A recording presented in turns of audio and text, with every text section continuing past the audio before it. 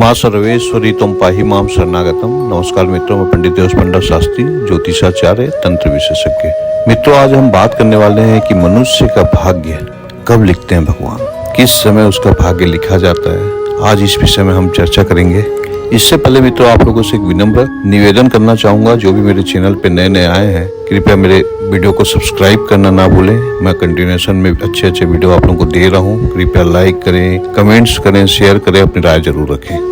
अब आगे बढ़ते हैं और भाग्य कब लिखा जाता है मनुष्य का, इस विषय में हम बात करते हैं। मनुष्य धरती पे जब पैदा होता है तो अपना भाग्य लेके पैदा होता है। वो पिछले जन्म में क्या कर्म किया रहता है, उसके अकॉर्डिंग उसे इस जन्म में उसका भाग्य मिलता है। पिछले जन्म में यदि वो अच्छे कर्म किया रहेगा तो इस जन्म में उसे अच्छे चीजें मिलेंगी, अच्छा घर मिलेगा, अच्छा वातावरण मिलेगा, अच्छे दोस्त मिलेंगे, अच्छी पत्नी मिलेगी, अच्छा पति मिलेगा यदि लड़की है तो। यदि वो पिछले जन्म में पाप किया हो, गलत कार्य किया होगा, लोगों को तकलीफ दिया होगा, लोगों को कष्ट दिया होगा, तो इस जन्म में उसे उसी का फल मिलेगा।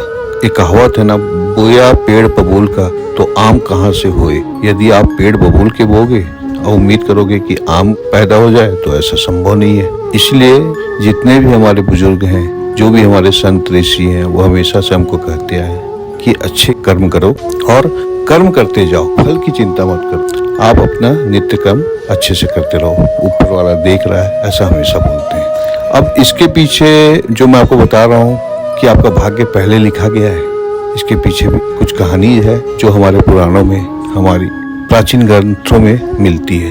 मैं आपको कुछ एक उदाहरण आप लोगों के सामने रखता हूँ जिससे आप समझ पाएंगे जो मैं आपको बता रहा हूँ। कंस का नाम तो आपने सबने सुना है, भगवान श्री कृष्ण के मामा। कंस अत्याचारी था, प्रजा बहुत त्रस्त थी उसके राज में। भविष्यवाणी होती है कि कंस की मृत्यु उसकी बहन के 8वें पुत्र से होगी। तो कंस ने अपने बहन और उसके पति को जेल की सलाखों में डाल देता है और उसके पुत्रों की हत्या करना चालू कर देता है। लेकिन जब भगवान श्री कृष्ण, जो देवकी के 8वें पुत्र हैं, उनका जब जन्म होता है तो आपको ये कहानी मालूम होगी कि किस प्रकार जन्म होता है और वो बच के वहां से निकल जाते हैं और गोकुल में उनकी परवरिश होती है। वहां से वो आके कंस का वध करते हैं। तो भविष्यवाणी तो पहले हो गई थी। इसका तात्पर्य है कि भविष्य निश्चित है। कंस का निश्चित था मरना।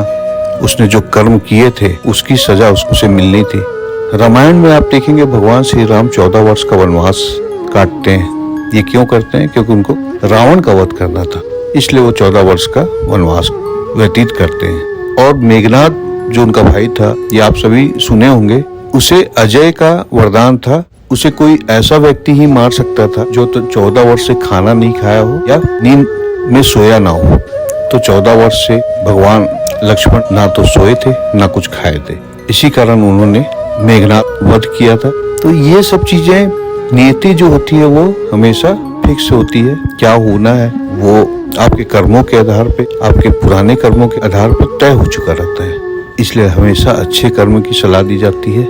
अच्छे कर्म करो, उसका परिणाम आपको देर सवेर मिल ही जाएगा।